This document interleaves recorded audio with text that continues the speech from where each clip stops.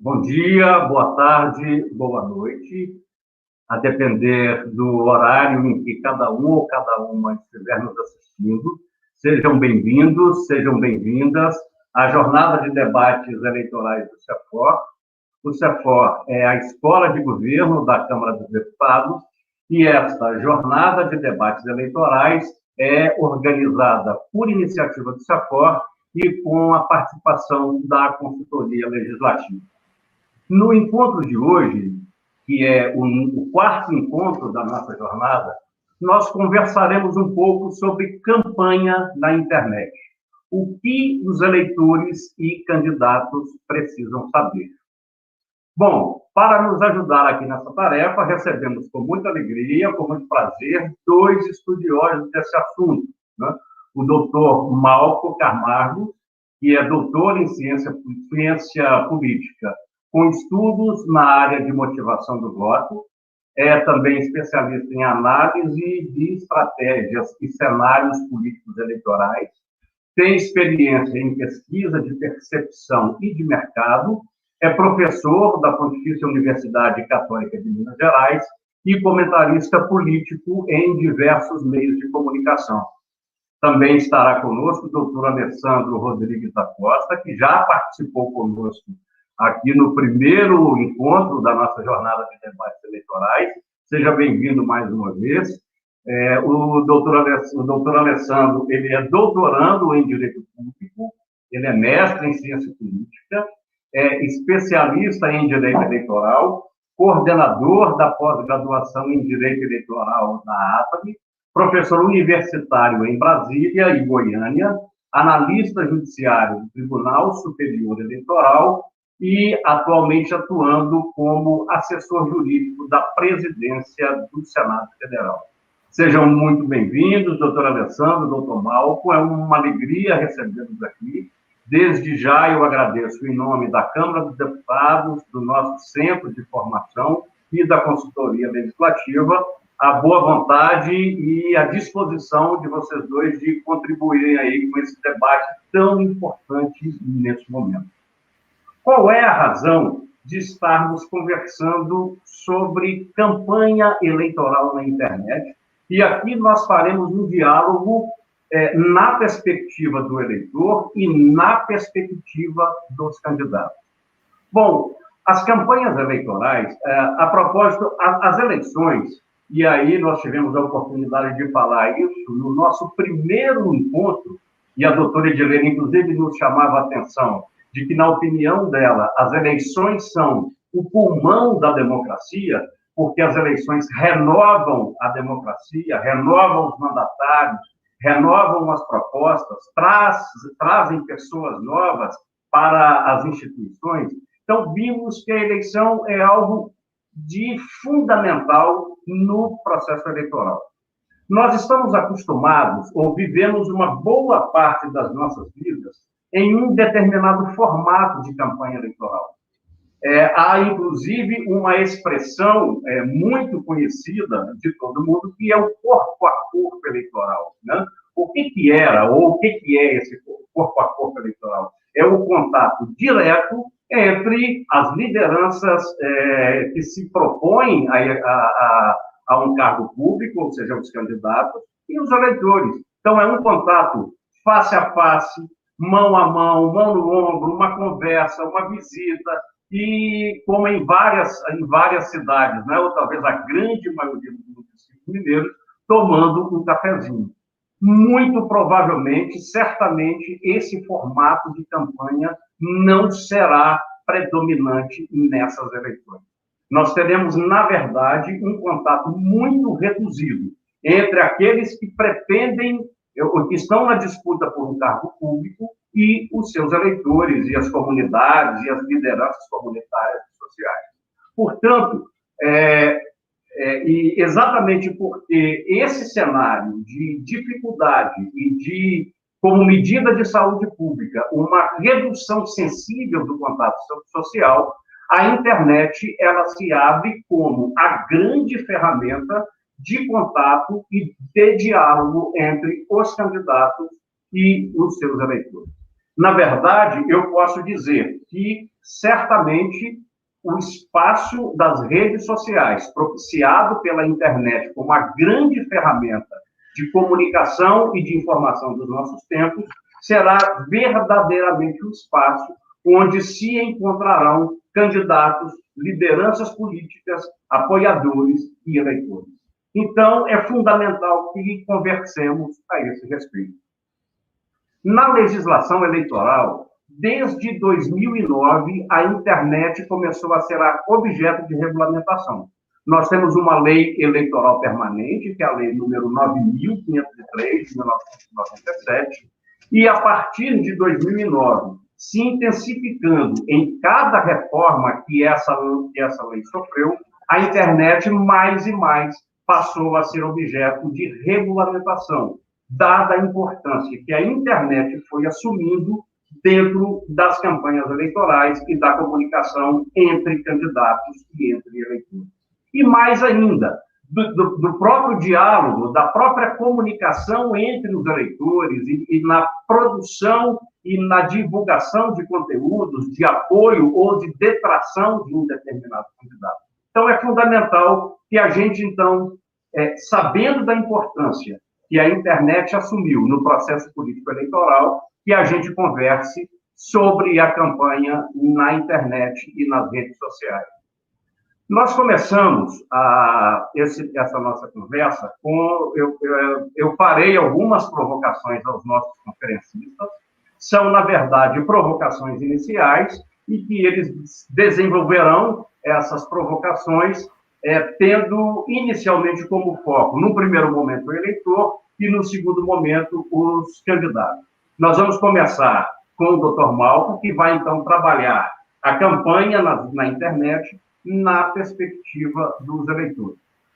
E eu faço para ele algumas indagações para formar aí, Dr. Malco, um roteiro aí para as suas exposições. Bom, a primeira questão é de que modo as tecnologias da informação e da comunicação elas influenciam as campanhas eleitorais e, consequentemente, o eleitor. Qual é o impacto, né, das redes sociais, da internet, na formação das convicções do eleitor? Um segundo questionamento é de que maneira... Bom, nós temos diferentes plataformas que a internet propiciou. Temos Instagram, temos Twitter, temos as páginas no Facebook ou diversas outras, enfim. Diferentes plataformas, e aí os nossos eleitores têm um universo de possibilidades aí de utilização de plataformas. E, da mesma forma, os candidatos também têm um universo de possibilidades aí de plataformas.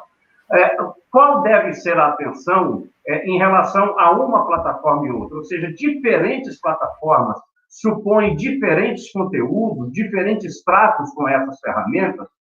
Bom, um problema que nós, inclusive, antecipamos na live anterior, a coleta de dados dos usuários na internet, ela possibilitou, inclusive, uma segmentação da informação na internet. Ou seja, a formação de conteúdos específicos para públicos determinados.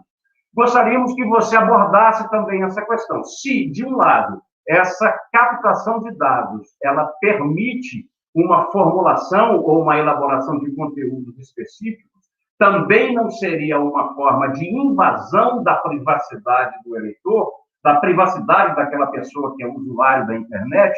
Quais são as implicações disso em matéria eleitoral?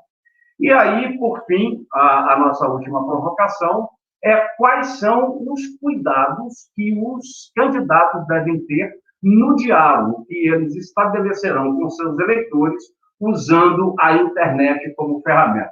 Doutor Malco, mais uma vez agradecendo aí a sua boa vontade e a sua disponibilidade em nos atender. A palavra é sua por 20 minutos. Meu amigo Geraldo, obrigado pelo convite. Muito me enobrece estar aqui ao seu lado, ao lado do meu colega, o professor Alessandro, tendo a companhia da Bruna para ajudar a levar a nossa voz para aqueles que não podem ouvi-la.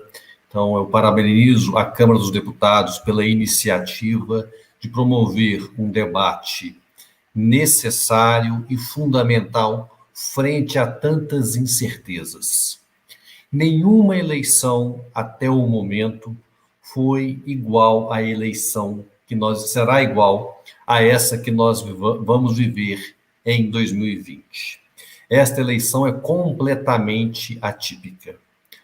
Antes de falar da eleição de 2020, Geraldo, Alessandro, eu queria dizer um pouquinho, e meus caros telespectadores, né, a vocês também, espectadores, a vocês também, boa tarde, ou bom dia, ou boa noite, como disse o Geraldo, dependendo do horário que vocês vão acessar a este material.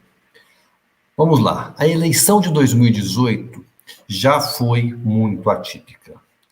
Ela foi marcada pela insatisfação.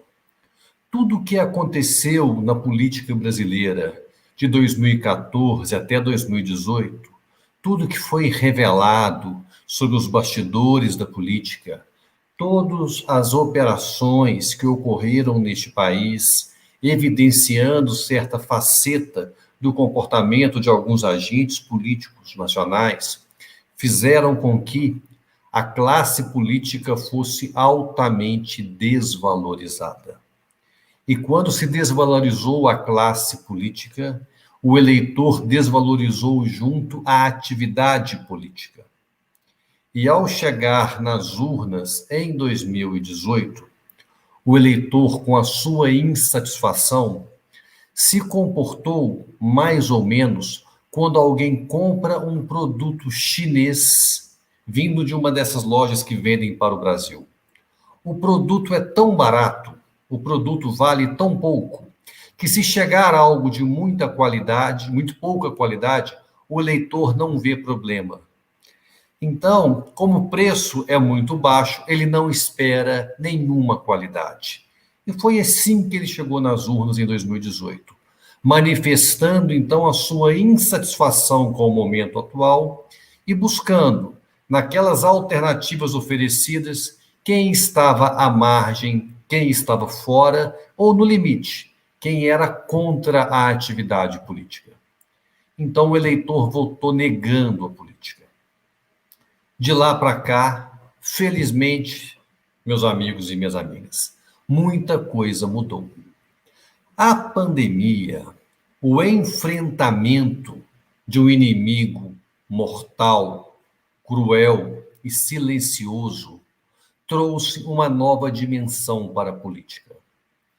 O eleitor, neste tempo, chegando quase frente a frente às urnas daqui a menos de 90 dias, ele vai estar lidando com 3 medos. O eleitor em 2020 tem medo da morte. O eleitor em 2020 tem medo da fome. O eleitor em 2020 tem medo do desemprego. E o eleitor sabe que para minorar este medo da morte, da fome e do desemprego, é necessário a atividade política. Então, o que o eleitor passou a fazer? Passou a observar mais os agentes políticos, passou a comparar mais as alternativas que estão sendo oferecidas, passou, no limite, a valorizar mais o seu voto. Essa valorização da política, então, é uma possibilidade, uma retomada de um tempo que significa atividade política, uma atividade de esperança, uma atividade de transformação, uma atividade de promoção do bem comum, e não aquela atividade perniciosa que gera apenas ganhos para poucos, como nós vimos na eleição de 2018. Essa valorização da política, então, e ela entra num novo locus, num novo local. E aí entra, Geraldo, a importância do mundo virtual, né? A campanha de 2018 já se deu muito pela internet, né? O candidato que venceu as eleições para a presidência da República não foi o candidato que organizou o maior bloco de partidos, mobilizou o maior volume de recursos e o maior tempo de TV. Foi o candidato que soube dialogar melhor com as bases através do uso da internet.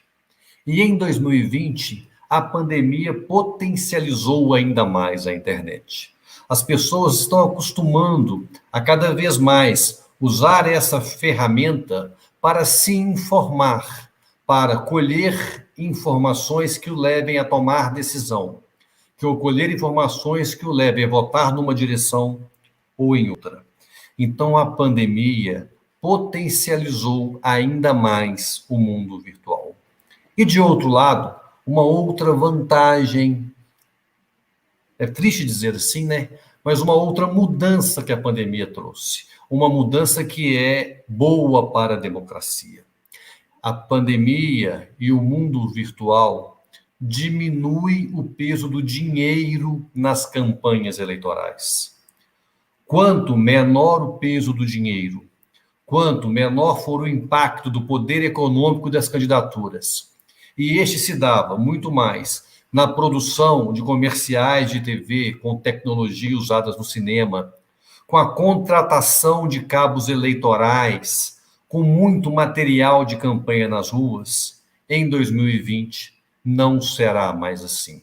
Então a campanha passa a ser guiada por uma narrativa, por uma história, por uma possibilidade de construção de uma alternativa política que atenda de fato os anseios deste eleitor.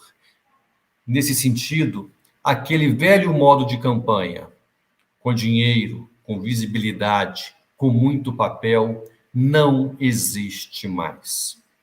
Aquele candidato acostumado a dar tapinha nas costas do eleitor para conquistar o seu voto, não terá vez nesta eleição.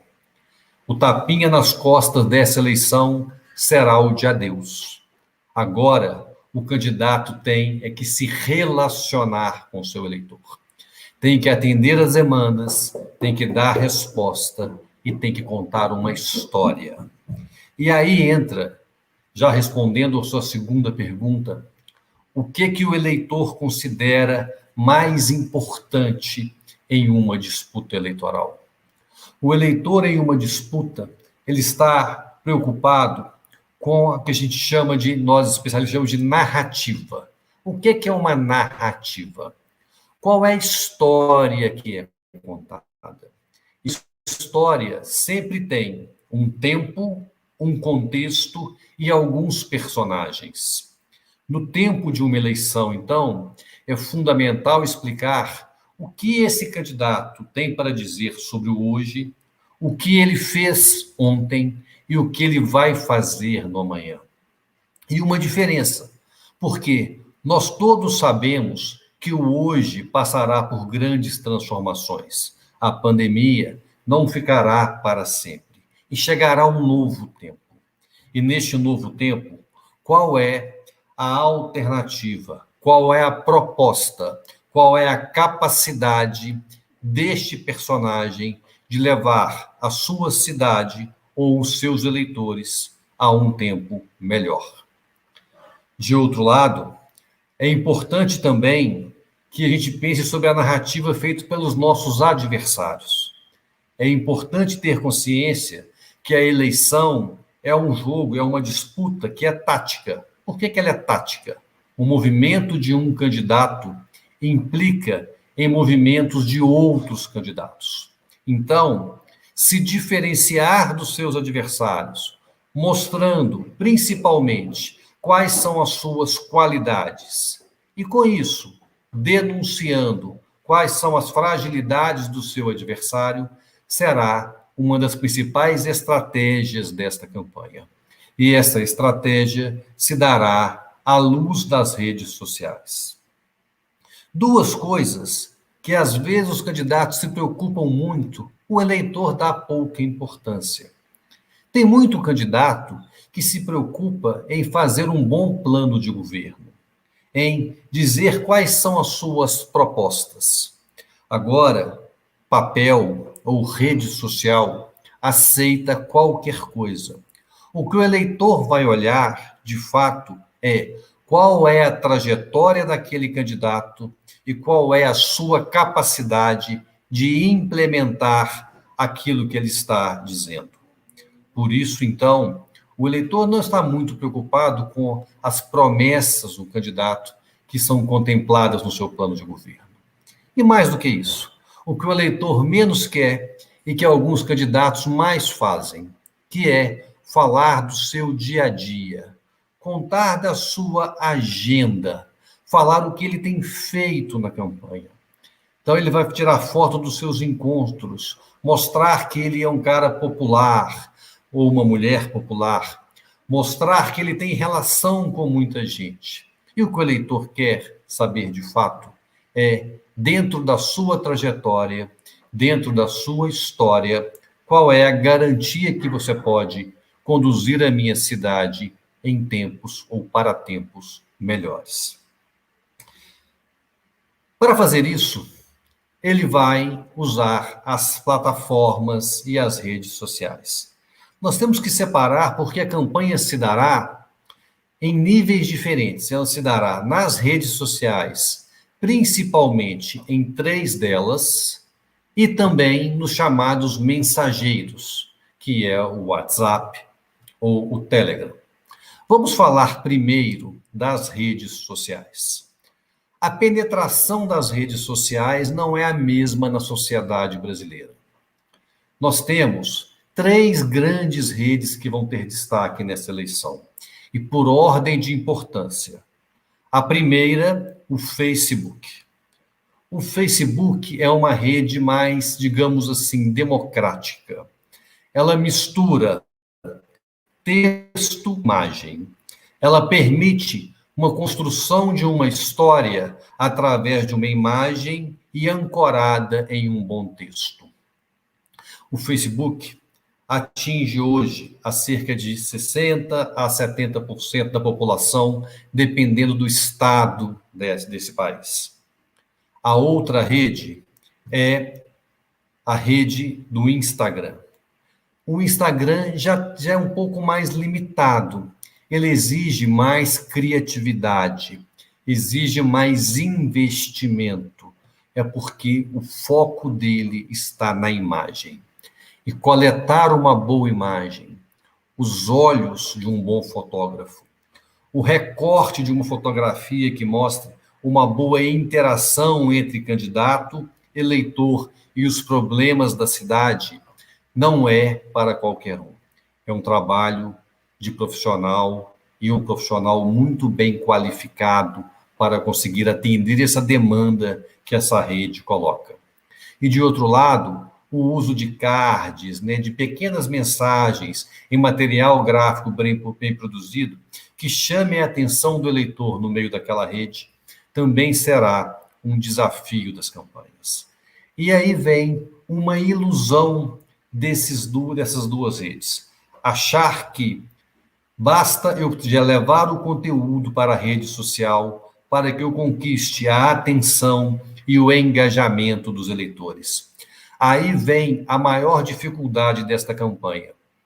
O candidato, nas redes sociais, vai disputar o conteúdo, vai disputar a atenção do eleitor junto com aquilo que interessa ao cidadão para além da política. O futebol, o que pensam os amigos, o lazer dos outros, o que tem feito a família e também, em meio disso, o pedido de voto ou uma mensagem emitida por um candidato. Então, disputar o espaço na rede social será a maior dificuldade dos candidatos nesta eleição. De outro lado, eu quero falar da terceira rede. Esta, como a gente diz aqui na gíria, como a gente brinca, é onde o pau quebra, é o Twitter. No Twitter é o espaço, sim, de candidatos mais combativos, que incentivam o conflito, que buscam, na linguagem da internet, a chamada lacração, ou seja, colocar o adversário numa situação constrangedora a partir de um debate de ideias. No Twitter, a política reina. No Twitter, a política é hegemônica. Então, lá seria o grande espaço para debate na política. O grande problema é que o Twitter tem uma penetração muito pequena na sociedade. O Twitter, numa eleição nacional, faz diferença. Pode levar a eleição de um deputado estadual, federal. Agora, numa campanha majoritária para prefeito em um município, o seu alcance é muito baixo. Então, provavelmente, as candidaturas não darão tanta importância a esta rede, dado a baixa penetração que ela tem na maior parte dos eleitores. E, por fim, eu quero falar um pouquinho dos mensageiros. E entre os mensageiros, um é a grande vedete desta eleição, que é o uso do WhatsApp, com o que ele tem de bom e o que ele tem de ruim. As campanhas vão trabalhar com camadas, como se fosse uma cebola, no qual a primeira camada dessa cebola é o que o candidato quer dizer. E o que ele precisa para ter uma boa campanha de WhatsApp é ter multiplicadores desta mensagem. É ter um grupo de eleitores, de militantes, de pessoas que defendem a sua causa e que levem essa mensagem para os seus grupos, para seus companheiros, para seus amigos. E o candidato que conseguir, então, construir essas várias camadas dessa cebola, que conseguir fazer com que a mensagem não seja dita por ele, mas sim dita pelos seus apoiadores, é o que terá mais sucesso nesta eleição. E aí entra o principal risco. Por quê? O que é mais atrativo em uma mensagem de WhatsApp? É quando alguém compartilha uma proposta, uma história, ou quando alguém traz uma grande novidade, ou mesmo um ataque, e por que não dizer uma mentira contra alguém. E aí está o grande risco desta eleição. É uma eleição que vai se dar num ambiente com muito pouco controle e com baixa capacidade de punição pelos nossos gestores, por aqueles que têm que manter o pleito em pé de igualdade entre as disputas. E o grande desafio, e com isso eu fecho minha fala e já abro então a possibilidade de quem vai discutir isso do ponto de vista jurídico, passo para o Alessandro e fico à disposição para falar com você sobre as fake news e as possibilidades de punição em relação àqueles que, eventualmente, candidatos e eleitores, contribuem para a não democracia ou para a disseminação de mentiras, de calúnias e de coisas que possam levar o eleitor a se comportar de uma maneira diferente no pleito do que se espera de um jogo limpo e democrático, tal como deve ser uma eleição, da importância que é esta de 2020. Obrigado e, muito de novo, estou à disposição para o debate com vocês. Muito obrigado, Malco. Foram excelentes aí as suas colocações. Você, inclusive, recupera já a importância do papel central que as redes sociais ocuparam nas eleições de 2018, ou seja, essa centralidade não é necessariamente uma novidade do processo eleitoral desse ano, embora nesse ano nós tenhamos um contexto diferenciado em razão da Covid-19, ou seja, o evento da pandemia da Covid-19, ele, de certo modo, aprofunda essa importância das redes sociais, que essa importância já vinha sendo construída nos processos eleitorais anteriores e tendo como marco aí as eleições de 2020. Você também nos traz importantíssimas considerações sobre aquilo que moveu o eleitor naquele momento e que certamente não será o mesmo fator de movimentação dos eleitores, a motivação não será a mesma nesse momento da nossa história, e o que faz com que, o que traz, na perspectiva do eleitor, um voto de maior reflexão, de maior cuidado, de maior profundidade, de uma pesquisa mais concreta acerca daquilo que efetivamente o candidato traz e daquilo que efetivamente aquele candidato apresenta como uma trajetória de vida que confirma ou que não confirma aquilo que ele traz para os seus eleitores. E ainda traçou um panorama bastante amplo das principais redes sociais, aí tendo a internet como esse instrumento, e os cuidados aí em relação a cada uma. Nós voltaremos já aqui, inclusive, alguns questionamentos aí para a sua abordagem, e faremos, em seguida, aí, a fala do nosso querido Alessandro. Doutor Alessandro, gostaríamos que você tratasse na perspectiva, tanto, claro, do eleitor e do candidato, mas numa perspectiva mais da nossa legislação e, sobretudo, de algumas consequências para candidatos e também para os nossos eleitores ou apoiadores. Bom, a primeira questão, e aí é uma provocação, né, para traçar aí o seu roteiro de posição, é por que o Poder Judiciário, em especial a Justiça Eleitoral e o Congresso Nacional, tem se preocupado com a influência das redes sociais.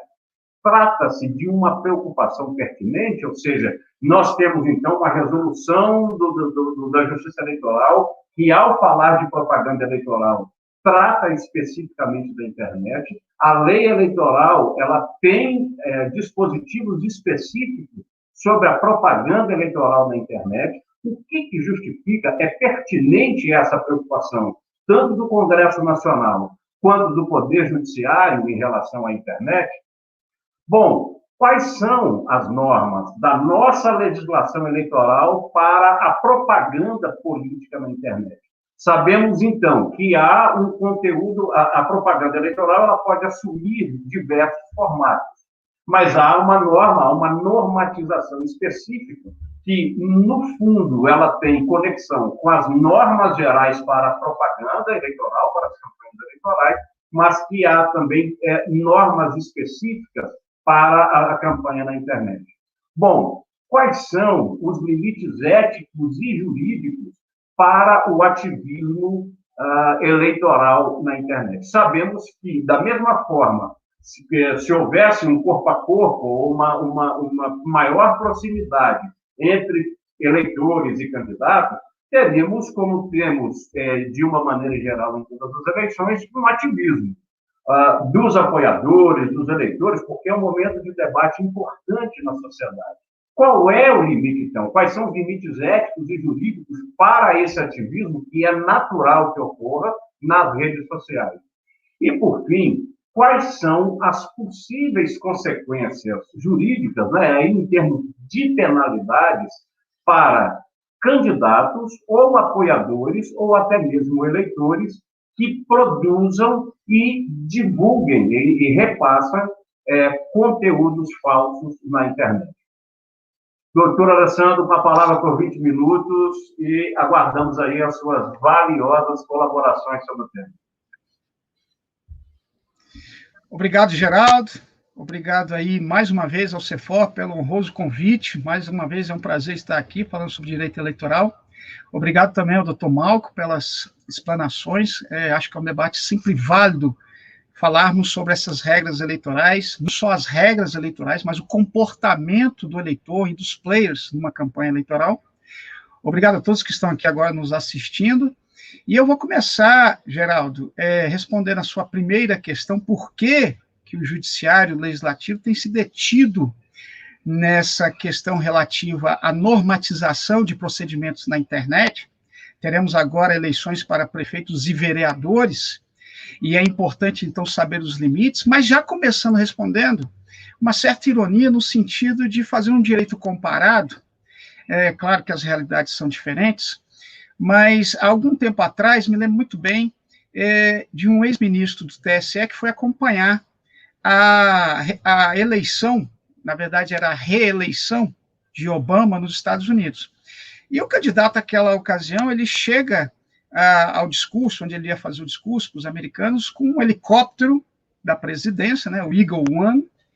Ele vai lá, faz o discurso, depois ele entra no helicóptero, vai para outro estado, e aí esse ministro ficou assim, meio encucado, ele chegou e perguntou, ele estava como observador na campanha lá, ele perguntou para um dos asseclas que estavam na campanha do Obama, mas vem cá, como é que vocês fazem para deter, para impedir o abuso de poder político numa campanha eleitoral? E esse assessor respondeu, a gente não faz nada, quem faz é o eleitor. Quem tem que saber se é o caso de dar o voto para um delegado ou diretamente para o presidente, dependendo do estado, é o eleitor. Então, claro, nós temos de início um cenário em que a maioria pensa, por que tanta norma? Porque quando um vereador está lá fazendo a sua campanha, distribuindo adesivo, é comum você ver, inclusive, força-tarefa da propaganda eleitoral, composta, por exemplo, por membros do Ministério Público, com régua para medir o tamanho do adesivo. Pô, nós temos na nossa legislação eleitoral o tamanho do adesivo que pode ser impresso, que pode ser colado, que pode ser distribuído. E aí, a primeira análise, você pode realmente pensar que essa é uma questão que deveria ter uma liberdade maior, até porque um dos normativos, a gente vai falar daqui a pouco sobre essa pergunta, os normativos que amparam o processo eleitoral no Brasil é a Constituição. E a liberdade de expressão é uma garantia, um direito à garantia fundamental. Acontece que mesmo nesse direito comparado, que a gente acabou de colocar aqui, Estados Unidos como um sinônimo de liberdade e tudo mais, mesmo lá, eles têm sentido a necessidade de normatizar, de parametrizar a utilização, por exemplo, de dados de eleitores numa campanha eleitoral. Então, agora a gente está acompanhando uma pré-campanha, e muitos daqueles que estão aqui ouvindo o que eu estou falando agora, devem ter já recebido um disparo do WhatsApp, por exemplo, de um pré-candidato à vereança, dizendo que ele conta muito com o apoio daquele eleitor, que ele está se lançando como pré-candidato, colocou o seu nome à disposição do partido, e esse eleitor pode se perguntar, mas vem cá, como é que esse cara sabe o meu número do telefone? Eu não tenho intimidade com ele, como é que ele está me disparando isso aqui? E ontem, por exemplo, ainda de madrugada, né, nós tivemos a notícia que a Lei Geral de Proteção de Dados, ela já terá validade para esse ano. Havia uma expectativa da validade da Lei Geral de Proteção de Dados ter início apenas no ano que vem. Mas essa disposição prevista na medida provisória que foi votada ontem foi derrubada. Então, segue o texto do presidente da República e com a sanção dele ao texto da Lei Geral de Proteção, ela já valeria para essa campanha. E por que é necessário uma Lei Geral de Proteção de Dados? E por que essa Lei Geral de Proteção de Dados estabelece, por exemplo, que o viés político de um cidadão é informação sensível? O que quer dizer isso? Que tem que ter uma proteção mais robusta do que uma informação comercial. Uma coisa é você pesquisar na internet sobre viagens. E aí você pesquisa lá, eu quero ir para Bacabal, no Maranhão. Ok, no outro dia, você abre o seu Facebook, está cheio de anúncios de agências de viagem. Por quê? Aquele metadado que você deixou lá na sua pesquisa vai servir para os robôs dessas varejistas, dessas agências de viagem, utilizarem para indicar para você uma propaganda comercial, ok. Mas e o uso desses metadados, dessas digitais que todo cidadão deixa na internet, que não tem controle sobre elas, inclusive? Então, você faz um cadastro na sua empresa lá de musculação, que você faz lá a sua ginástica, musculação, fitness e tudo mais. Daqui a pouco, esse cadastro que você deixou lá nesse site dessa empresa, ele passa também para um cadastro de uma agência de roupas, uma empresa de roupas.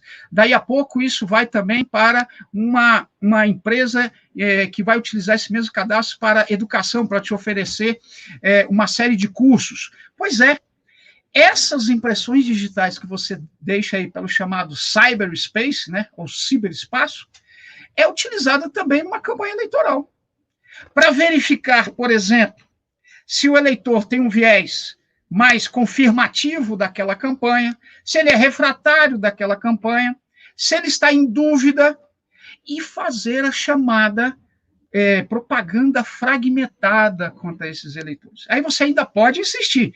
Ok, mas são todos adultos. Então, eventualmente, é preciso que se deixe que o eleitor mesmo decida se efetivamente ele quer ou não aquele tipo de propaganda. Só que o que acontece? Muitas vezes o eleitor ele está sendo levado por toda uma ciência por trás dessas plataformas e por trás desse procedimento, a neurociência, que mesmo que ele não tenha consciência, ele está se prestando como um repositório de informações para ajudar uma determinada candidatura. Eu dou um exemplo bem fácil. Pode ser que eu entre em um site de um determinado candidato, e aí eu comece a verificar a plataforma dele, né? E eu falo, esse cara aqui eu não gosto, eu tenho uma refração, é pessoal contra esse cara. Não vou votar dele de jeito nenhum. Mas dependendo dos dados que eu deixo na internet, e as redes sociais são grandes repositórios desses dados, esse candidato pode buscar esses meus metadados, distribuídos aí nas várias redes sociais, traçar um perfil dos meus posicionamentos ideológicos, posicionamentos sociais, pessoais, meu time de futebol, e encaminhar para mim uma propaganda tão perfeita e que se adequa tanto ao meu modo de pensar, que em algum momento eu vou falar, olha, eu tinha uma refração gigantesca contra esse candidato, mas parece que ele é meu irmão gêmeo, parece que ele pensa exatamente como eu penso, e isso não está sendo usado apenas, muita gente pensa, mas isso é uma questão milionária, que se utiliza lá em campanha como Obama. Você está falando aí de Cambridge Analytica, está falando de uma empresa multinacional que buscava dados diretamente no Facebook. Não estou falando isso, não. Eu saí agora há pouco de uma outra... participei de uma outra live sobre questões de propaganda. Isso é possível fazer por um cidadão comum. Utilizar os dados, as informações deixadas por qualquer pessoa e construir um bot, um robô, que vai até mesmo interagir com esses eleitores como se fosse o candidato.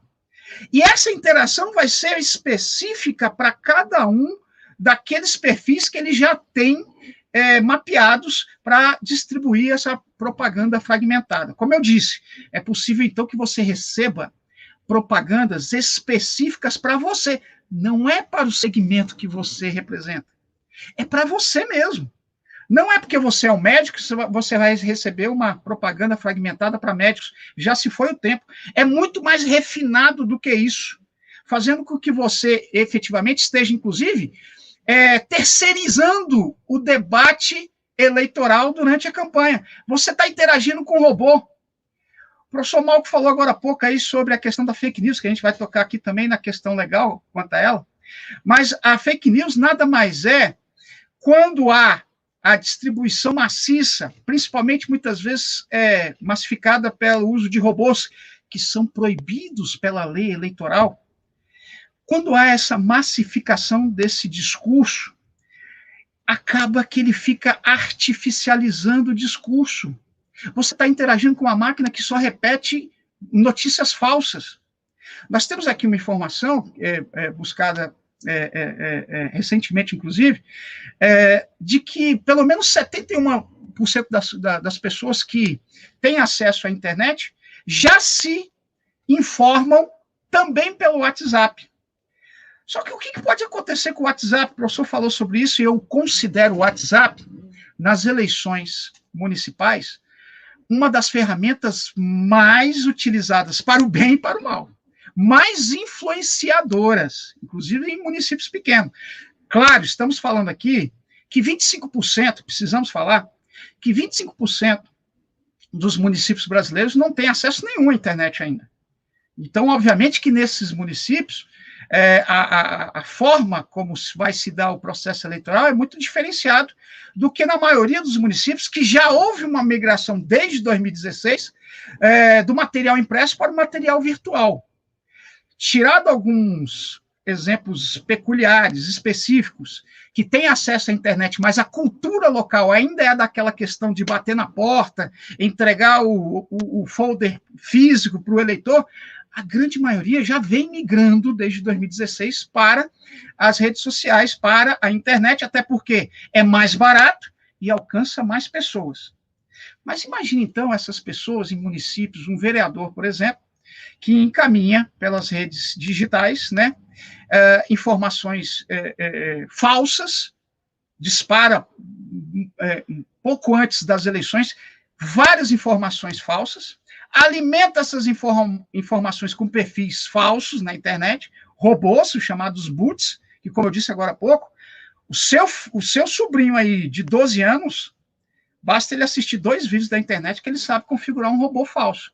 Aliás, inclusive, é possível até mesmo você configurar nos termos do que a lei estabelece. Então, o Facebook vai tirar qualquer mecanismo que repercuta mensagens que apresente essa repercussão mais de 20 vezes por segundo, porque ele identifica como um robô.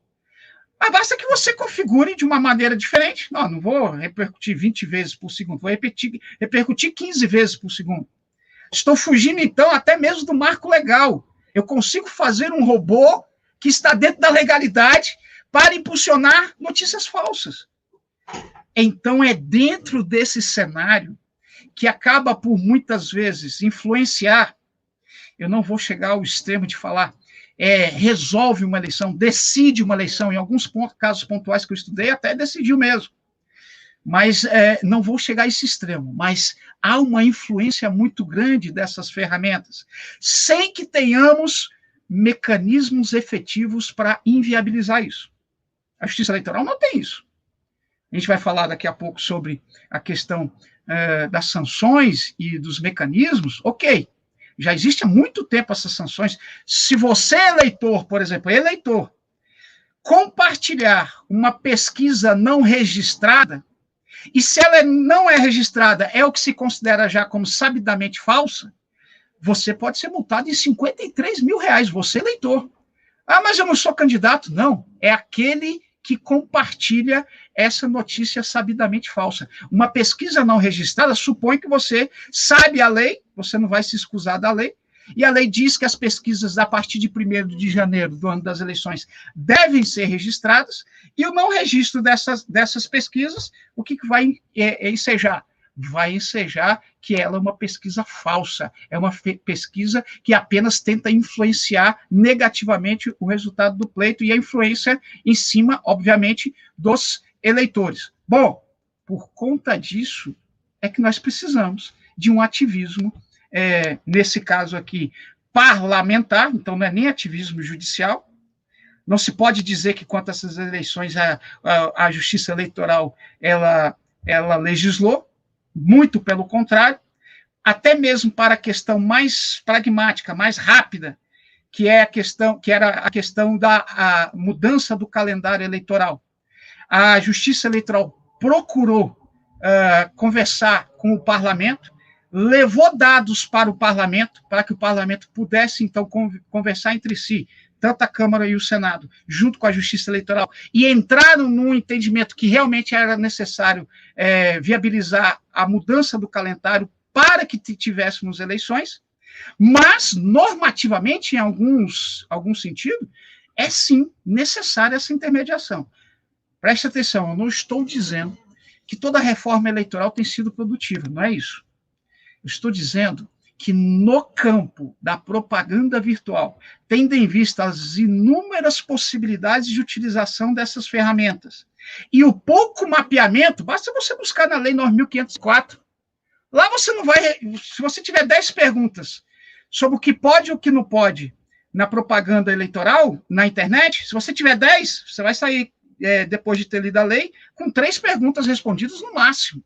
Porque são muitas as possibilidades. E como essas situações acabam repercutindo no resultado do pleito, vejam as eleições de 2018, vejam já as eleições já de 2016, mas as de 2018, as inúmeras propagandas negativas e falsas que foram repercutidas, que até hoje muita gente acha que é verdade. As coisas mais inimagináveis foram repercutidas. E esses brasileiros, esses 71%, por exemplo, que se informam pelo WhatsApp, muitos deles usam essa rede social por conta do pacote que é disponibilizado pela própria operadora para esses cidadãos. Só que o pacote que libera o uso do WhatsApp pela operadora não libera o uso de navegadores. Então, em muitas situações, a pessoa recebe a notícia falsa e não tem como checar nos navegadores, nos sites de checagem se aquela notícia realmente é verdadeira. Então, ela só tem a via de uma mão única de informação, que é o WhatsApp. E aí eu concordo com o professor. O WhatsApp, nessa eleição, inclusive, vai ser um instrumento de divulgação de mensagens falsas, deepfake. O próprio Facebook, ele autoriza, e isso não é ilegal, embora, a meu ver, seja imoral, e me parece que não deu tempo para essa eleição de se ajeitar, o chamado dark post. O que é o dark post? Eu, como candidato, um vereador, por exemplo, no meu município, há uma questão que possa ser um tanto quanto polêmica, e eu fico pisando em ovos. Mas, efetivamente, eu sei que tem um grande número que quer um posicionamento de eleitores que quer um posicionamento meu, e eu preciso dar esse posicionamento. Eu tenho como, pelo Facebook, fazer o chamado dark post, que é uma propaganda que só vai aparecer para um determinado segmento de eleitores que eu quero que veja. Então, por exemplo, se esse posicionamento é acerca, vamos dizer, de contratação de professores para a escola estadual, e aí tem muita gente dizendo que a contratação vai ter muitos gastos e que não é necessário, tal, e tem uma outra parte da população que diz, é necessário sim, precisamos aumentar a possibilidade de matrículas para o próximo ano. Se isso causa polêmica, a maioria dos candidatos acaba ficando em cima do muro e não fala nada. Mas candidatos podem falar que são favoráveis apenas para aquele segmento que ele sabe que é favorável a esse posicionamento dele e, inclusive, impulsionar isso no Facebook para que só seja visualizado por esse determinado segmento. Ora, se temos ferramentas assim, com possibilidades tão amplas, é óbvio que o pleito pode ser influenciado. A normatização não é o suficiente. Nós temos normatização para fake news. Nós temos normatização para deepfake. Nós temos normatização para divulgação de pesquisas fraudulentas. Nós temos tudo isso com sujeição, desde multa, até mesmo quando essa divulgação usa o nome do Estado, da Prefeitura, da Câmara dos Vereadores, para desviar a propaganda institucional para uma propaganda pessoal do candidato, nós temos já um dispositivo dizendo que isso é uma conduta vedada ao agente público. E conduta vedada ao agente público enseja cassação do mandato, inelegibilidade por 8 anos. Mas percebam, pessoal, isso não tem sido suficiente. Isso não tem sido suficiente nem para precaver o uso, nem a posteriori, para sancionar. Nós tivemos, não só de propaganda eleitoral e conduta vedada, mas nós tivemos 213 prefeitos já cassados de 2016 para cá, por irregularidades que eles fizeram no pleito de 2016. Será que essa cassação não seria já o suficiente para efeito didático daqueles que estão agora prestes a participar do pleito, de não fazer tais irregularidades? Parece que não. Porque agora, nesse momento que estamos falando aqui, eu já cataloguei várias sentenças de primeiro grau condenando os pré-candidatos agora, 2020, porque estavam utilizando das redes sociais para repercutir as suas participações em entregas de EPIs, em entregas de cestas básicas, tudo isso vinculado à pandemia, à utilização do caos para um proveito próprio do candidato. Essas situações, claro, Geraldo, precisam sim de uma normatização, mas mais do que isso, e mais do que fiscalização, precisam de um programa de educação. Essa é a resposta errada. Por quê? Porque ninguém gosta de ouvir.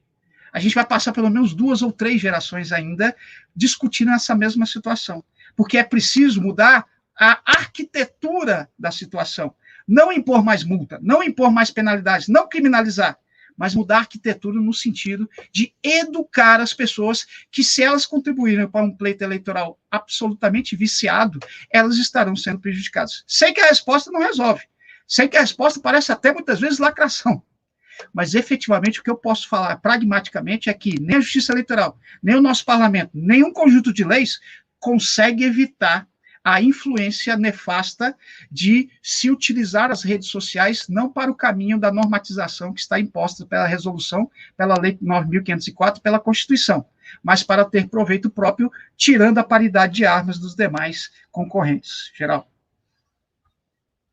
Alessandro, muitíssimo obrigado, extremamente esclarecedoras, e você nos traz aí questões que nos desafiam no trato com a internet, com as redes sociais.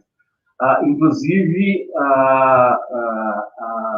embora nós tenhamos algumas regras, né, uma regulamentação, uma normatização na própria lei, nas próprias resoluções do TSE, mas você nos traz aí essa indagação, e, na verdade, uma constatação ainda da insuficiência da nossa normatização sobre a matéria, porque, na verdade, é um universo de possibilidades. Nós estamos lidando com um campo novo, quer dizer, não tão novo assim no nosso dia a dia, mas ele é muito aberto em termos de possibilidades, o que dificulta tanto o controle quanto a própria regulamentação, né? Então, você nos traz aí reflexões importantes, e aí tanto você quanto o Malco e os nossos ouvintes estão parabenizando. Eu registro aqui alguns cumprimentos antes de fazer aqui já as indagações para o bloco de perguntas. Eu decidi fazer aqui as mesmas perguntas para vocês dois, e aí vocês podem aí abordar, né, a partir ou de uma perspectiva mais centrada no eleitor, ou mais centrada nas candidaturas e nas próprias campanhas, e aí eu farei, então, perguntas comuns a partir do que os nossos eleitores aí nos indagaram. Mas gostaria de registrar aí os cumprimentos ao nosso trabalho, e a vocês dois em especial, da Sebastiana Braz, da Lucinéia Camilo, da equipe Eleges de Paracatu, aí, através da Juliana Barbosa, da Sueli Maria da Silva Almeida, da Andréia de Fátima, do Fabrício Amorim. O Fabrício, inclusive, disse que esperava um pouco de uma abordagem mais na perspectiva do eleitor, do Ronaldo Matias, da Ana Cláudia de Assis, da Tânia de Fátima, do Josias Nascimento, cumprimentando especificamente o Dr. Malco, da Maria Nery Lobato, do Pará, Dercy Martins, a Bárbara Alcon, de Divino, Minas Gerais, dizendo que gostou muito das exposições, o Adilson de Souza, se referindo aí especificamente ao Malco, dizendo que recebeu uma aula aí com as suas exposições, e a Tânia de Fátima. Eu, a partir aqui dos questionamentos dos nossos espectadores, eu trouxe aqui 3 questões, e aí vocês dois podem abordar, né, as 3. A primeira: as redes sociais, elas são importantes ferramentas no processo eleitoral, mesmo em cidades pequenas ou em comunidades mais remotas? Segundo, a internet muda o comportamento de pessoas que ainda votam orientadas pelo favor político, né? Ou seja, qual é a modificação aí para esse segmento que ainda vota muito orientado pelo favor político recebido? Em relação aí a questões mais gerais no trato com a internet, é uma pergunta que algumas pessoas várias apresentaram. Como lidar, de certo modo, com essas disfunções que a internet nos apresenta, né? O caminho seria maior controle ou educação digital, ou talvez as duas coisas juntas, né? Bom, a Maria José Honorato, ela diz que, embora tenhamos uma legislação importante, ela sente que o judiciário não está devidamente preparado para barrar os abusos, né? Então, aí um quarto aspecto que também vocês poderiam abordar aí conosco. Então, na verdade, 4 questões, né? E vocês têm, então, a palavra a partir de agora, e aí os dois abordando os 4 questionamentos. Começamos aí pelo primeiro conferencista, que é o Malco, com a palavra. Ótimo, Alessandro, prazer te ouvir, né? Sim, é impressionante como, não sei se é por causa da sua formação também em ciência política, mas como as falas se dialogam, né? Do ponto de vista da intenção dos agentes públicos e da dificuldade que nós temos do ponto de vista do nosso ordenamento legal e jurídico para poder impor sanções a malfeitos que ainda ocorrem na política ou aqueles que tentam ludibriar o eleitor fazendo uso da tecnologia, do dinheiro, de artífices que estão fora do que está previsto no que é uma disputa limpa, democrática e ética. Bom, as redes sociais e as cidades pequenas, Geraldo. É muito interessante porque a gente pensar que, é claro que nós temos que separar em cidades pequenas em 2 níveis de cidades. As que têm antenas de celular e as que não têm antenas de celular. A grande diferença, então, está na expansão da tecnologia, está na oferta deste serviço público, está, no limite, na oferta da cidadania que chega através de uma torre de celular que permite que o cidadão do seu local, né, de residência ou de trabalho possa ter acesso a um mundo no qual ele consegue interagir com os seus familiares, com aqueles que estão fora e com o mundo inteiro na palma das suas mãos. É claro que nas cidades onde não há antena de celulares, ou nas comunidades e povoados, e é muito mais do que as pessoas imaginam, né? O Alessandro deu um dado aqui de 25% das cidades, mas se a gente pegar dentro das cidades menores, nas comunidades e localidades que não têm ainda o acesso ao celular, né, Alessandro? Isso se expande ainda a um grande número da população brasileira que ainda vai depender do contato pessoal com os seus candidatos ou através do rádio e da televisão. Então, as redes sociais aumentam de importância de acordo com o perfil da cidade e com o perfil do eleitor. Ela impacta mais as cidades com mais acesso à tecnologia, as cidades mais ricas, as cidades mais urbanizadas e aquele eleitor mais escolarizado, com menor idade e maior renda, porque este está 100% digitalizado no mundo atual. Os favores políticos e o peso da internet.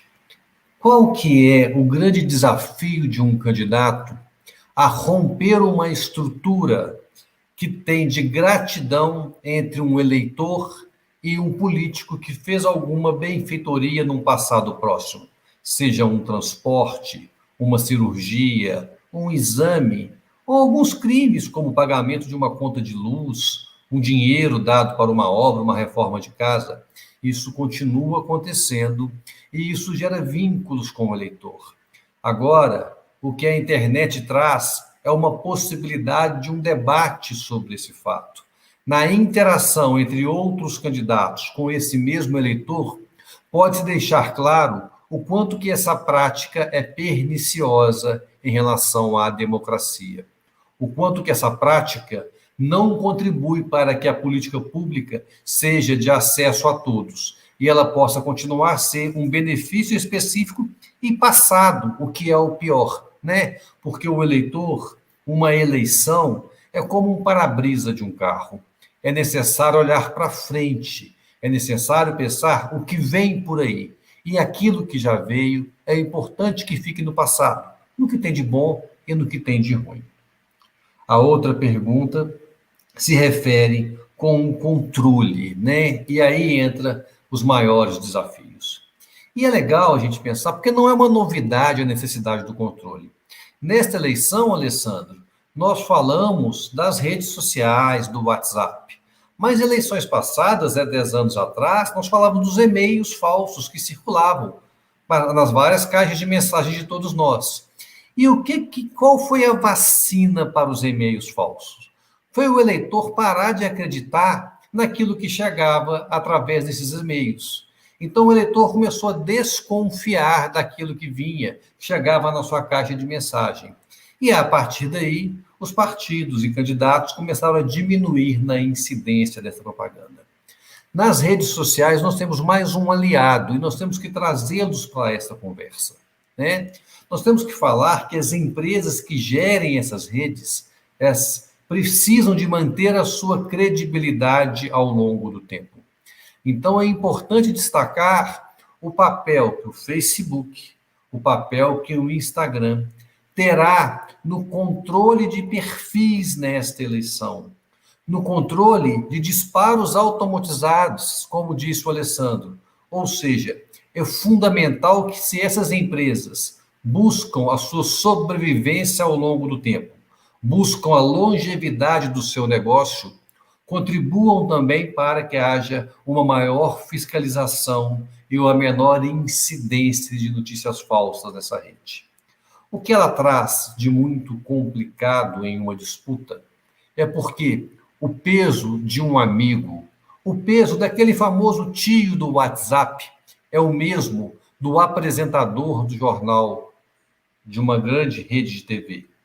A veracidade com que a verdade chega para o leitor, quando vem de um apresentador de um grande jornal em rede nacional, é a mesma quando é alguém que ele referenda, que ele conhece, que ele tem algum relacionamento. Mas a grande diferença é porque, em geral, aquele grande veículo de TV apura aquela notícia, busca mais do que um olhar sobre o mesmo fato, busca a verdade que está por trás do fato. E aquele tio, aquele amigo que compartilha, ele não tem essa mesma preocupação.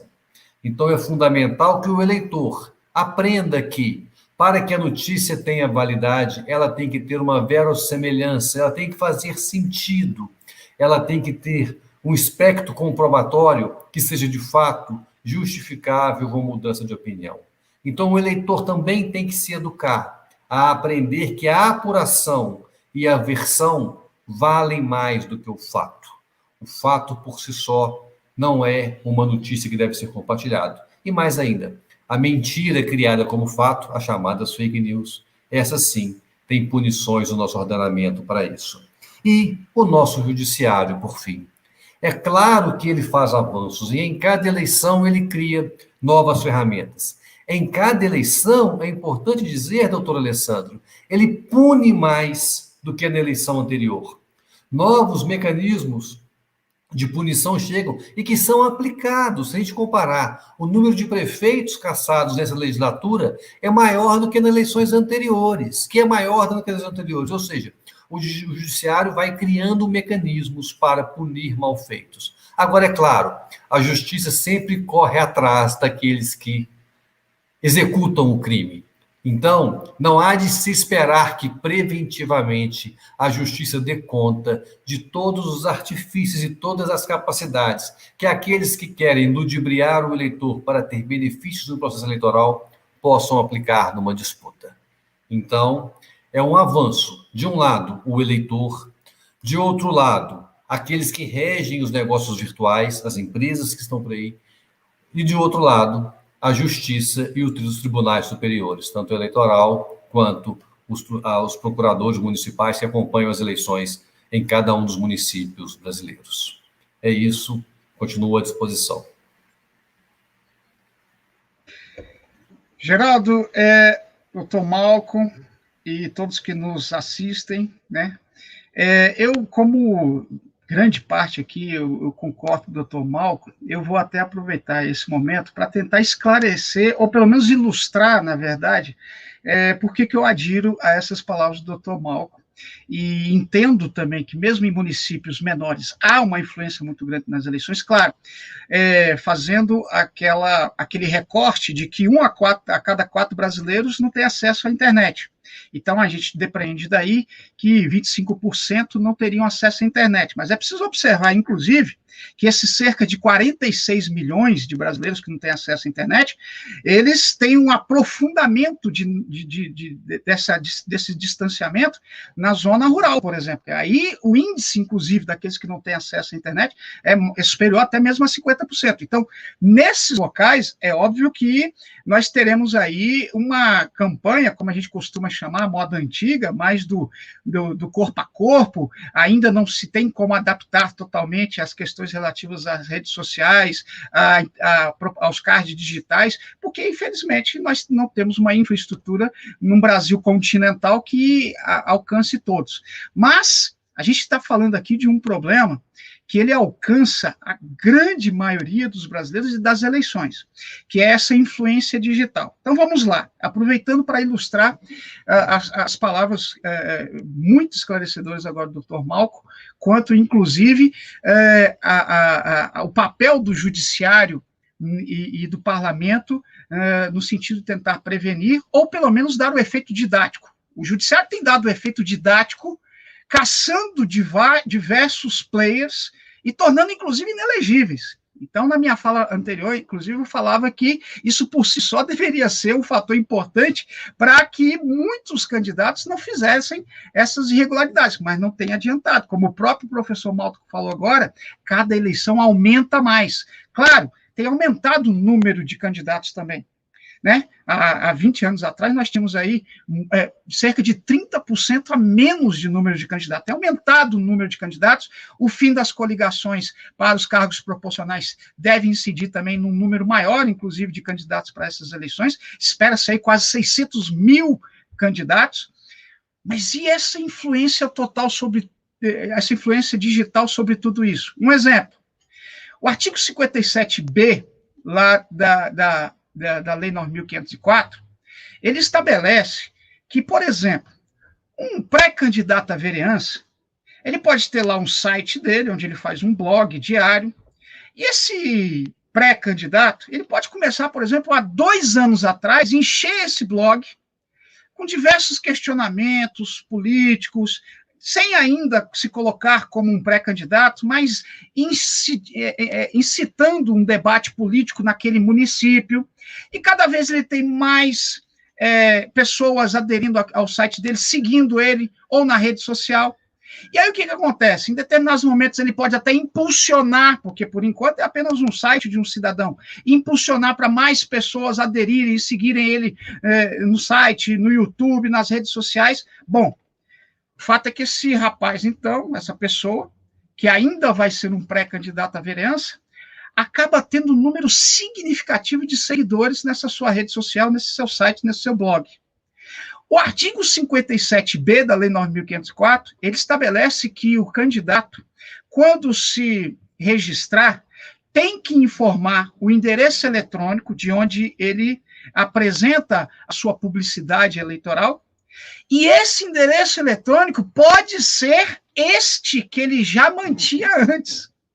Então, ele já sai, muitas vezes, penso eu, ele já sai na frente de demais outros players. Você poderia até falar assim, mas os outros que façam isso também.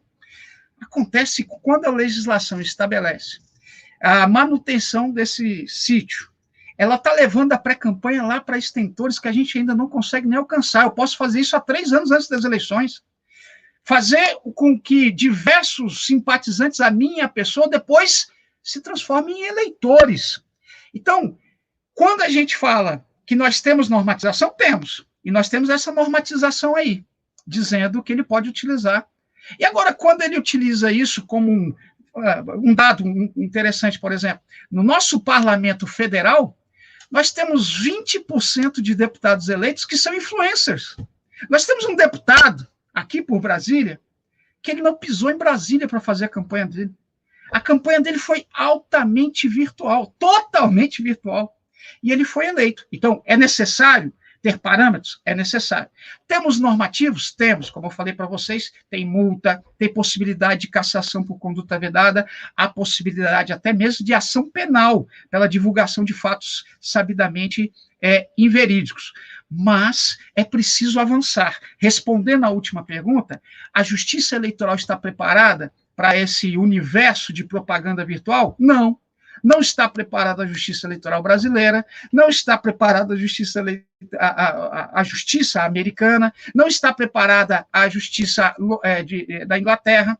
Basta ver aí a influência, por exemplo, no próprio Brexit digital, induzindo diversos eleitores, ainda que haja contestações se foi induzido ou não, houve sim a tentativa de indução quanto a votar a favor ou não a saída do Reino Unido da União Europeia. Então, é um universo ainda em expansão, o universo digital, ele está ainda no início da sua expansão, e então não tem como a Justiça Eleitoral, que é mecanismo, Justiça Eleitoral, é mecanismo, a priori, primeiro, de tentativa de educação, e tem feito isso, seminários, tem colocado posts informativos, vídeos, isso é uma função educativa. Mas, principalmente, é uma função punitiva, ou seja, aqueles ocorridos nas eleições têm sido punidos, mas, volto a dizer, não tem sido o suficiente, nem aqui no Brasil, nem em lugar nenhum do mundo, para que essas brechas que existem na internet para induzir, para tentar influenciar alguém, sejam utilizados. Só para encerrar, essa neurociência, a possibilidade de influenciar eleitores tem sido objeto de estudo o tempo todo, porque, volto a dizer, em nível comercial, é o que tem resultado em pesquisas qualitativas e quantitativas quanto aos consumidores não conseguirem informar em um formulário simples qual razão levou esses consumidores a comprar o produto. E sabe por que se chega a essa conclusão?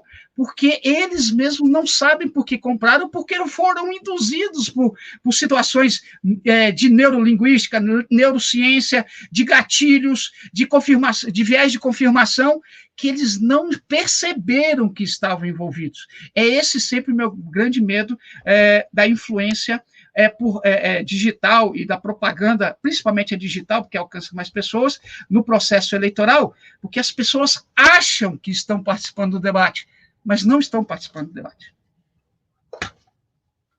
Bom, nós ainda temos alguns questionamentos, e eu quero propor aí ao Malco e ao Alessandro a gente fazer da seguinte forma.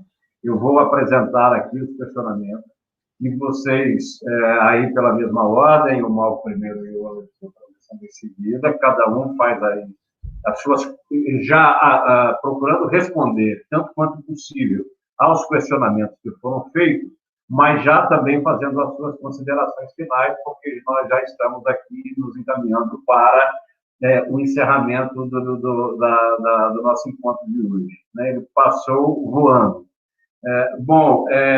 A Sandra Helena de Corinto manda um abraço para o Malco, e aí cumprimenta pelo evento. A Ermelinda, ela foi uma expositora na nossa segunda live sobre as mulheres, e ela fez uma provocação na nossa segunda live, dizendo da importância de se ter um observatório dessas eleições e que talvez a Câmara dos Deputados pudesse ter uma iniciativa nesse sentido. Ela relata, e aí com uma certa preocupação, a partir das exposições, tanto do Dr. Malco quanto do Dr. Alessandro, que ela teme que haja um prejuízo, que seja uma campanha eleitoral em que os políticos carreiristas talvez tenham maior vantagem. E aí isso seria um prejuízo para grupos historicamente excluídos da representação política, como população, como mulheres, sobretudo, a população negra, parda, preta.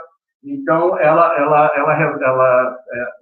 reforça aí a provocação que ela fez de um observatório para acompanhar as eleições, com um foco especial em relação às mulheres, mas ela levanta essa preocupação de que se esse formato não beneficiaria, sobretudo, os políticos já de carreira.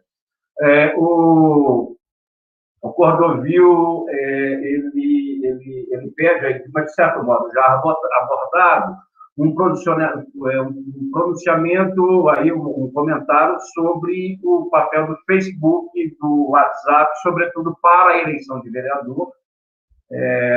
A Mariana Andrade, ela reforça aí a ideia da Ermelinda, acha que a ideia de um observatório aí nas questões relativas às mulheres e o processo eleitoral é uma boa ideia. O Itamar, ele faz um comentário dizendo que uma ferramenta importante, que são as agendas, as agências de checagens de informação, nem sempre são levadas a sério, ou seja, o eleitor não tem, lamentavelmente, uma confiança nessas agendas, nessas agências de checagem. O Ricardo Arregui, ele um comentário específico aí em relação ao Malco, dizendo que o Malco dignificando, como sempre, aí os cientistas políticos. A Ana Paula Rodrigues, com um comentário elogioso, sobretudo aí ao mestre dela, dizendo realmente esclarecedor, ela fala dos dois conferencistas, mas ela manda um abraço especial aí a seu mestre, que é o doutor Alessandro, e o Rubenilde, por fim, Rubenilde Evangelista Souza pede uma opinião se o eleitor dos grandes centros, né, poderiam ser definidos como conservador, liberal, revolucionário ou indeciso. Eu não sei se eu consegui ser claro aí, se eu consegui expor aí as principais questões, mas essa questão, então, do problema da checagem, né, das agências de checagem, a questão relativa a se esse formato de campanhas eleitorais, aliada aí ao momento da pandemia, favoreceria as campanhas mais carreiristas, e, por fim, essa aí é a questão do perfil dos nossos eleitores. Eu pediria que cada um tentasse aí responder e fazer as suas considerações finais em, no máximo, 5 minutos, para que a gente encerrasse logo em seguida. Começando aí pelo Dr. Malco, desde já agradecendo muito, e para as respostas e as considerações finais. Obrigado, Alessandro. O alto nível das perguntas revela a qualidade do nosso debate. Fico muito grato por isso. Primeiro, as agências de checagem, né? As agências de checagem, sempre a gente tem que lembrar que ela é uma ação posterior, ou seja, depois que a notícia vem sendo divulgada, é exigido que o eleitor busque saber se a veracidade ou não dela. Então, ela é a posteriori. E se ela é a posteriori, ela exige um trabalho duplo. Primeiro, da agência para checar aquele fato e depois do eleitor para conferir naquelas agências se aquele fato é verdade ou não. Então, vai exigindo um trabalho para o eleitor, um envolvimento, um comprometimento que é difícil para nós que já temos tantas outras atividades no dia a dia. Na minha opinião, elas são essenciais, mas não são elas que vão dar a solução para o problema das fake news. A questão dos políticos carreiristas, a internet e os grupos minoritários. Achei ótima a provocação e eu vou abordar ela por dois lados distintos. O primeiro é quando esse grupo minoritário ele está excluído do ponto de vista da renda. Neste caso, a internet ou a falta do acesso da internet será uma contribuição para a não inclusão dele na arena eleitoral numa campanha digitalizada como vai ser a de 2020. Ou seja, população de rua ou aquelas comunidades onde não há torre de celular terão desvantagens do acesso à informação em relação a outros grupos. Mas tem um lado muito positivo também. Grupos minoritários que são identitários, que em geral não têm espaço na cena política, nas redes sociais, nas relações dos seus próprios grupos, podem encontrar caminhos, representantes e talvez até a voz na esfera política. Então, comportamentos sexuais diferentes, identidades sexuais diferentes, grupos minoritários em relação a determinadas culturas que são muito relevantes, que isoladamente ou individualmente não têm força, quando somados, podem fazer valer a sua voz e receber um tratamento daqueles que buscam a transformação através da política. Então, a internet dá visibilidade a estes grupos, e isso pode ser um espaço de representação que nas campanhas presenciais essas pessoas não se encontravam. Então, provavelmente, nessa eleição, a gente terá muito mais candidatos, representantes do movimento LGBTIQ+, exatamente pelos espaços de interação através das redes sociais. E sem falar de outros comportamentos, como um grupo de candomblé, que é uma pequena comunidade, mas esses vários grupos juntos na internet têm a capacidade de fazer força e ter um representante na Câmara de Vereadores da sua cidade, por exemplo. O que mais?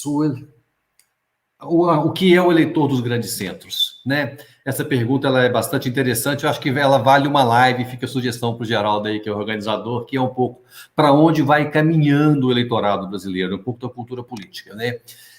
Então, como seria um debate mais longo, eu vou ser muito simples na minha resposta, na verdade, mas muito simplista.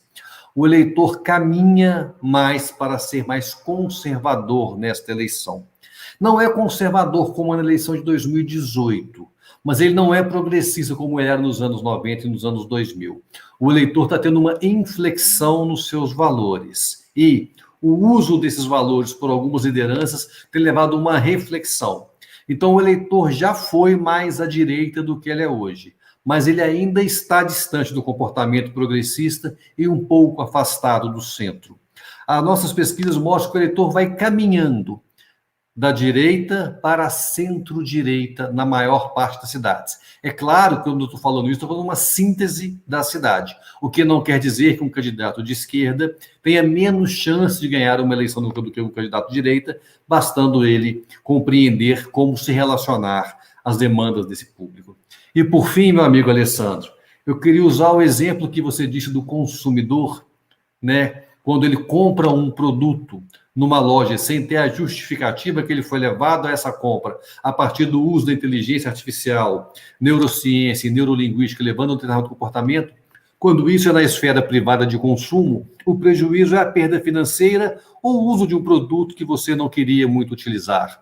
Agora, quando isso se dá na classe política, meu amigo, o prejuízo é na saúde, é na educação, é no desenvolvimento social, urbano, econômico, é na educação dos filhos, é no transporte público, é no dia a dia de cada um dos cidadãos que compromete o seu presente e também o seu futuro. Por isso que é tão importante que o eleitor crie vacinas para não cair nesses artifícios que podem ser criados nesta eleição por alguns agentes públicos.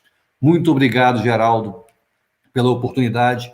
Obrigado, meus ouvintes. Eu vou deixar aqui o meu e-mail para ficar à disposição para vocês, caso queiram, que eu possa responder alguma pergunta depois, que não teve tempo para responder aqui.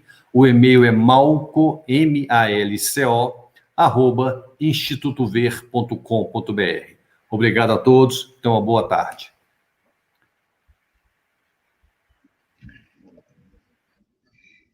Geraldo, Malco, todos que estão nos assistindo, eu acho que foi uma tarde muito produtiva para eu, aprendi demais também, foi bastante interessante, é sempre muito bom estar discutindo sobre isso. Aqueles que nos acompanharam também apresentaram aqui sugestões, essa questão do observatório, por exemplo, o que acontece? Nós precisamos cada vez mais de ferramentas e alternativas. Nós precisamos, e eu sou sempre um otimista, né?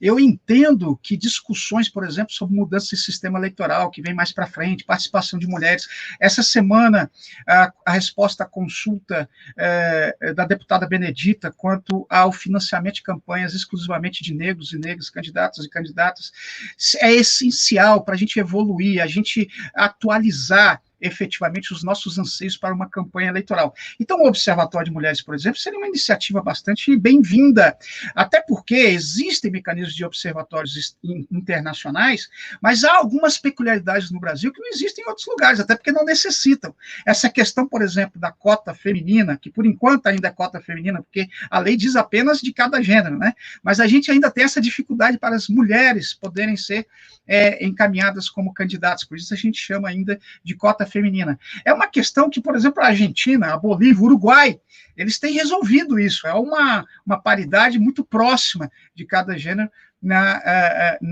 nos seus parlamentos. Aqui ainda não. Então, talvez um observatório aqui, interno mesmo, independente, pudesse ser, inclusive, algo que pudesse evitar as inúmeras ações de AIME, ação de impugnação ao mandato eletivo, que tem caçado candidatos que foram eleitos, mas estão filiados a partidos que fizeram fraude eleitoral ao colocar candidaturas fake. A gente está falando tanto de notícia falsa, existe candidato falso, aquela candidata que o partido inventa, que compra o nome dela, mas não disponibiliza nenhum dinheiro para a campanha, ela não tem voto nenhum, não teve nenhuma foto de uma campanha, de um comício que ela tenha feito. Por quê?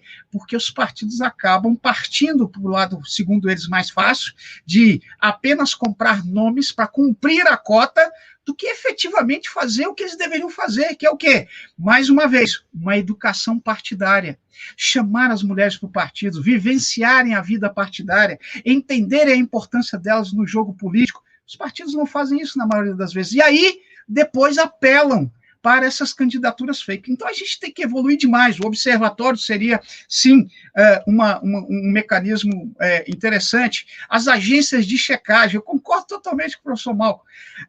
Quando há uma ação que seja esperada do eleitor, já começa a complicar. Porque, perceba, se ele recebe uma propaganda falsa, a primeira coisa que muitos fazem é difundir. Né? Então, vou falar até da minha família aí. Tem sempre a tiazona que difunde tudo. Tudo. E aí você pega aquele negócio, mas minha tia mandou um negócio desse aqui, aí você manda para ela no privado, olha, isso aí é falso, tá, não sei o quê. Você não vê ela repercutir que a primeira notícia que ela deu é falsa. Ou porque ela não quer checar, ou porque ela não quer admitir que mandou uma notícia falsa. Então, também não tem repercutir. A agência de checagem é, sim, muito importante. Até para os veículos de comunicação oficial, os veículos de comunicações oficiais repercutirem depois, olha, a notícia espalhada foi falsa e tentar diminuir um pouco o prejuízo, mas também ainda não é o resultado final. Quanto ao perfil, eu vou me aventurar aqui a partir da explicação do Dr. Malco, mas eu vou encerrar aqui bem pragmático. O eleitor, ele pode ser conservador, ele pode ter um viés um pouco mais à esquerda, à direita, mas principalmente ele tem se mostrado um eleitor pragmático. Acertando ou errando, ele tem verificado a situação, o status quo atual, e eu errei aqui, não vou votar mais nesse. Campanhas de não reeleger ninguém, campanhas de renovar, tem se espalhado. Então, nesse sentido, eu quero crer que o eleitor também tem buscado, ele está sendo contaminado com um monte de influências externas pelas redes sociais, pela internet, mas ele tem tentado votar de acordo com a sua consciência. O problema é que esse debate tem sido contaminado com todas essas influências que a gente passou aqui hoje a tarde toda falando. Notícias falsas, deepfake, o velho e comum compra de voto, favores políticos, tudo isso está no meio dessa interação do eleitor com o processo eleitoral. É preciso, mais uma vez, demora, mas é necessário instituir uma educação eleitoral. É preciso que o eleitor passe a entender que, assim como foram banidas aquelas propagandas, lembra até algum tempo atrás, que tinham propagandas para crianças que utilizavam mensagens subliminares, fazendo com que elas colocassem na cabeça que tinham que consumir um produto, criando essas crianças, inclusive, como aquelas consumidoras natas, tal. Esse tipo de propaganda foi abolido. Então, eventualmente, esse tipo de propaganda que utiliza essa linguagem de neurociência numa situação que faz com que o próprio eleitor não perceba como ele está sendo utilizado, como ele está sendo usado, pode sim ter uma regulamentação também. Não quero ser aquele regulamentador de tudo, mas é preciso discutir sobre isso. Por conta disso, obrigado, Geraldo, obrigado, Malco, obrigado a todos aqui que fizeram essa live acontecer, obrigado a todos aqueles que nos estiveram assistindo até agora, e por último, em 10 segundos, eu gostaria de dizer que eu vou colocar o meu site aqui agora, aqui no chat, e aqueles que quiserem adquirir o meu livro para essas eleições, é um manual de consulta rápida sobre diversos verbetes, o que é abuso de poder econômico, o que é abuso de poder religioso, o que é abuso de poder político, compra de votos, o que é inelegibilidade, desincompatibilização. É um livro de acesso rápido para uma eleição de tiro curto. Então, vou colocar aqui o meu site aqui no chat, aqueles que tiverem interesse, ficarei muito honrado se adquirirem essa obra. Muito obrigado a todos e até a próxima live. Bom, meus queridos amigos, Alessandro e Malco, eu agradeço em nome da Câmara dos Deputados, em nome do CEFOR, em nome da Consultoria Legislativa, as excelentes contribuições que vocês trouxeram para a nossa jornada de debates eleitorais, e especificamente para esse tema, que, como ficou claro, nós temos muito ainda a conversar sobre isso. Né? Eu queria registrar aí que nós tivemos diversas outras perguntas e que, infelizmente, não teremos tempo de falar sobre elas, mas quero registrar aí as indagações da Maria Meire Lobato, do Edson Rodrigues Gonçalves, o Floriano Madruga, que cumprimenta aí a todos os participantes, especificamente ao CEFOR e a Juliana Werneck, que é diretora do CEFOR. Comentário aí com o Ronaldo e da Lucinéia. A Rose Hoffmann é nossa colega da consultoria e devemos ter sido muito esclarecedores aí todos os posicionamentos e as duas conferências. E, por fim, a Bárbara Alcon, dizendo que foi, de fato, uma tarde muito esclarecedora, tanto para eleitores quanto para candidatos. Reafirmando aí, o e-mail do Malco é malco@institutover.com.br. Agradeço muitíssimo a vocês dois por esse debate de alto nível, né, pela contribuição que vocês trouxeram, e quero convidar aí agradecer também muitíssimo, né, a todos e a todas que passaram essa tarde aqui conosco, conversando sobre esses temas, e faço isso com um carinho muito grande e com a certeza de que nós estamos fazendo algo de bom para os nossos municípios, para as eleições desse ano e para a democracia brasileira. É com conversas, é com esforços dessa natureza que a gente vai aprendendo mais, que a gente vai entendendo melhor o processo democrático e a contribuição dos diversos agentes ou fatores, como fatores negativos ou positivos nesse processo, e, na medida em que a gente aprende mais, a gente dá passos adiante. Alessandro Costa, Malco Camargo, em nome da Câmara, em nome do CEFOR, em nome da Consultoria Legislativa, nosso muito obrigado a todos os que nos acompanharam. Eu digo que temos mais jornadas, né? Temos mais jornadas aí pela frente, mais jornadas com outros eventos, e fiquem conosco, porque esse é o caminho, conversar e conversar com profundidade naquilo que interessa ao debate eleitoral desse ano. Muito obrigado. Gratidão a todos vocês, uma boa tarde e até o nosso próximo encontro.